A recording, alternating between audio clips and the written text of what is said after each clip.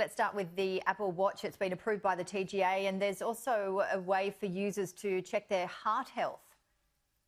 That's right. Yeah, earlier this week, the Apple Watch received approval from the Australian Therapeutic Goods Association, and it gave them the permission to display irregular rhythm notifications. So if your heart has an irregular rhythm, you'll get a notification. So this being close to a medical device needed that approval from the TGA.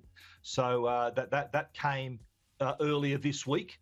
But what this means is that it's a step closer to the Apple Watch being able to have its ECG functionality, the electrocardiogram. This feature's been part of Apple Watch for more than 2 years. It's been a feature in the US, been approved over there since release. So we here in Australia are waiting for the TGA approval for the ECG functionality, because if you get an irregular rhythm notification, the next step is for you to have an ECG. Now, in the case of the Apple Watch, once that's approved, all you need to do is to place your finger on the digital crown on the right-hand side of the Apple Watch, and it will display a live heart rhythm. So you'll see your heartbeat on the screen. And that information, because it's been approved by the TGA, that's information that can be uploaded then to your health professionals and used then to diagnose if you have an issue. The advantage of this is that detecting this irregular heart rhythm would require you having to wear a heart monitor 24/7. Because the watch is on our wrist all of that time, it does catch any of these irregular rhythms, so that you could if you're having an atrial fibrillation, that's the irregular heart rhythm, you'll know that, so you'll be notified. So in many cases, this could be possibly a life-saving feature. I'm slightly distracted this morning. I'm enjoying having a look at your family photo album. Some lovely shots of you and Joe there with the Eiffel Tower and other landmarks around the world. And obviously that's part of your next subject, my dear friend.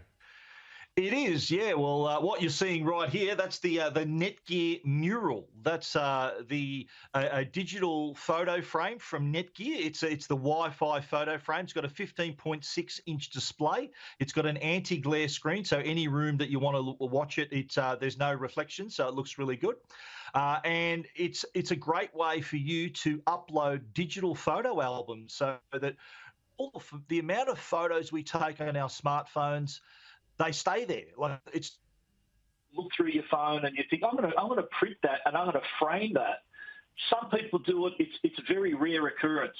So now with the Netgear mural, you're able to create playlists and albums and then upload them to the frame so that you'll be able to see them.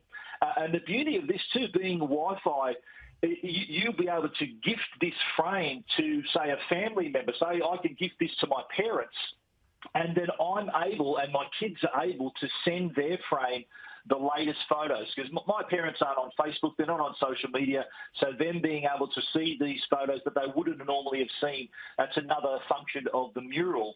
But even too, if you're an art lover, the mural comes with a 12-month subscription, so it's like Spotify for art. You can subscribe to these various works of art.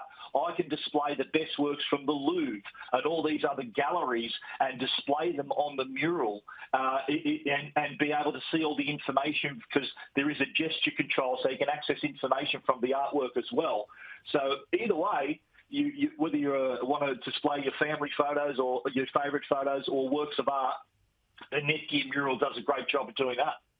Certainly looks that way. And I tell you what, something that was trending this week, the Zoom filter mishap, which transformed a Texas lawyer into a cat. But it's not the first public tech to fail. I think we're going to have a look at it because Timmy hasn't seen it. Let's get his reaction. Mr. Ponton, I believe you have a filter turned on in the video settings. You might want to can you hear me, Judge?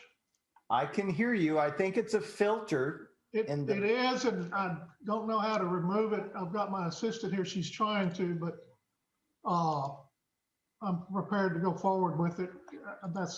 I'm here live. I'm not a cat. Oh, what's new, pussycat? That's gold.